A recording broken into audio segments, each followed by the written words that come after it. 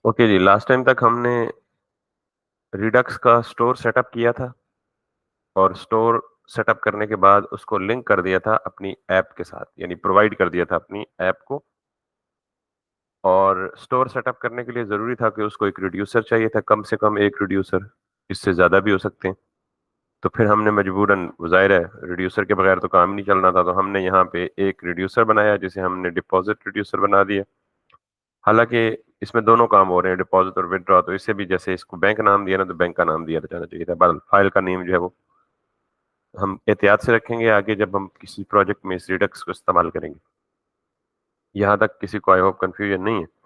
और हमारा अभी तक यूआई में कोई काम एज सच खास हो नहीं रहा कि हम यहाँ पे बटन पे क्लिक कर रहे हैं, नथिंग इज हैपनिंग। लेकिन चूंकि एरर नहीं आ रहा, तो behind the scene everything is set up properly. और अगर आप यहाँ पे जाएं तो आपको यहाँ से अंदाजा भी हो जाएगा कंसोल लॉग पे, ये एक एरर है क्लास नेम का, वार्निंग है इनफैक्ट। हम इसको देख लेते हैं कि where are we using it. तो क्लास इन क्लास किधर, मे बी नेटबार में तो कंपोनेंट्स में, हेडर में, और यहाँ पे यस वी डिड। तो साथ साथ एरर खत्म करने से वो काम बढ़ता नहीं है। ठीक है, I think that's good too. So we don't have any error right in here in the console.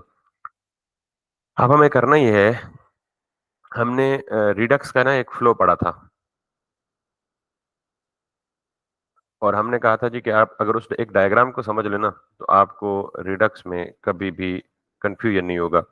और वो डायग्राम हमने कहा था जी कि we prepared a UI and then we actually performed an event, जैसे क्लिक का।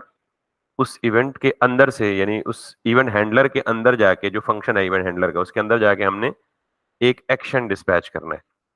एक्शन डिस्पैच करना है तो एक्शन के अंदर क्या होगा, यानी एक ऑब्जेक्ट है, उसमें टाइप और पेलोड होगा। तो वो जो एक्शन का ऑब्जेक्ट है वो सीधा कहाँ जाएगा, स्टोर में। और स्टोर के अंदर जाहिर है क्या है, रिड्यूसर, तो रिड्यूसर के अंदर जाएगा और रिड्यूसर के अंदर जाके वो स्टेट को अपडेट करेगा और फिर अपडेटेड स्टेट वापस कहाँ आ जाएगी, यूआई पे रिफ्लेक्ट हो जाएगी। तो हमने कल ये कहा था जी, स्टोर भी बन गया, रिड्यूसर भी बन गया, इनिशियल स्टेट भी बन गई, यूआई भी बन गई। आखिरी काम क्या रह गया कि डिस्पैच करेंगे। यानी अब इन दोनों के दरमियान क्या होगा, ताल्लुक कायम होगा कि हम डिस्पैच करेंगे एक्शन, और वो एक्शन जाके किसको हिट करेगा, रिड्यूसर को। So how to do that, सबसे पहले यहां पे आए तो डिस्पैच वहीं से होगा जहां से क्लिक अकर हो रहा है, ठीक है।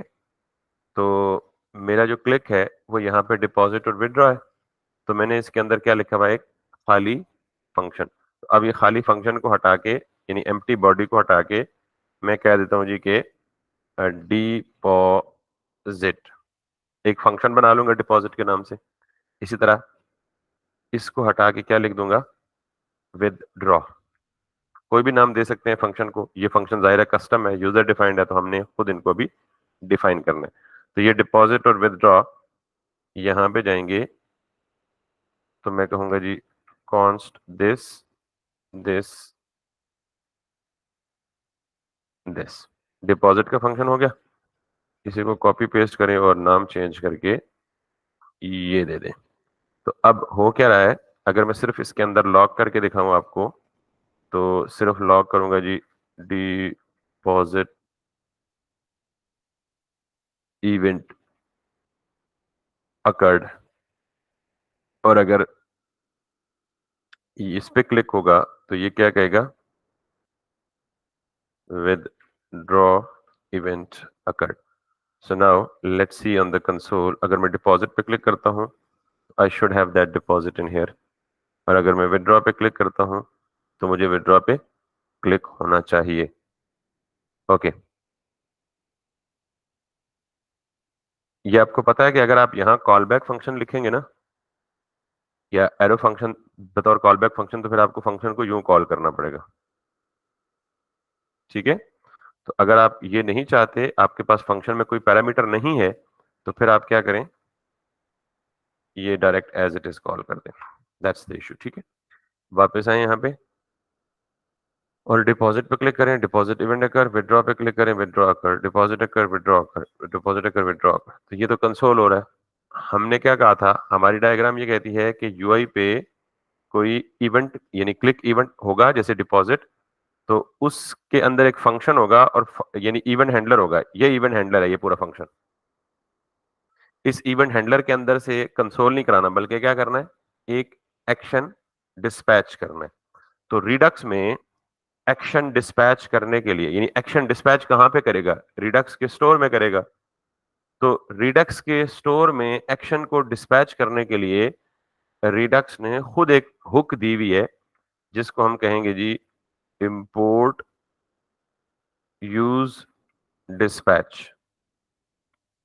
ठीक, तो ये जो रिएक्ट रिडक्स है, सिर्फ रिडक्स नहीं, रिएक्ट रिडक्स जो लिंक करती है रिएक्ट को और रिडक्स को, ये दो हुक्स देती है जो हमें यूज करनी है। दो से ज्यादा है लेकिन हमें फिलहाल दो यूज करनी है। एक है यूज डिस्पैच और एक दूसरी हुक है यूज सेलेक्टर।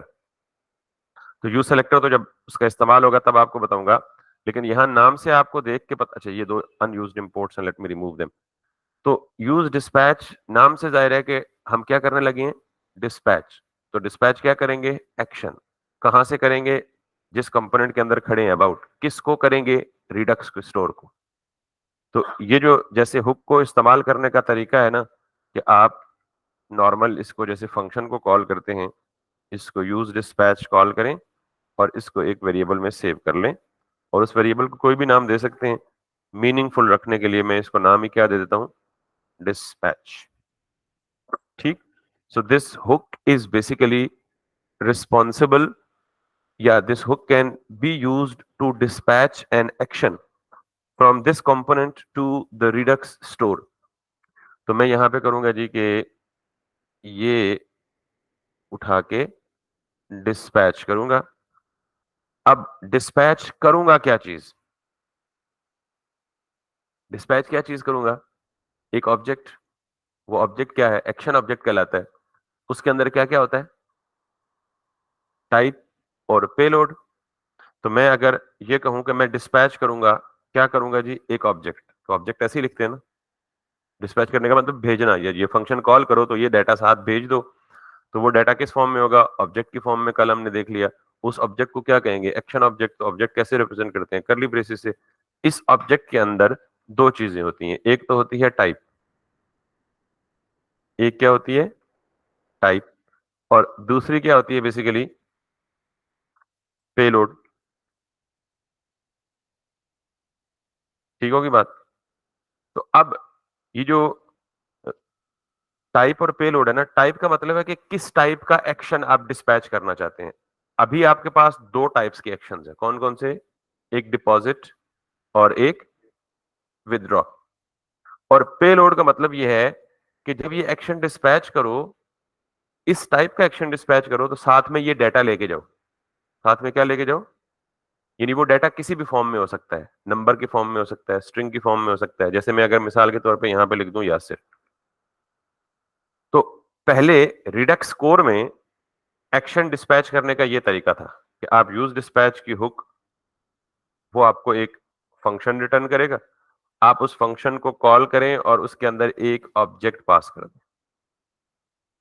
ठीक, अब जो मॉडर्न तरीका है रिडक्स,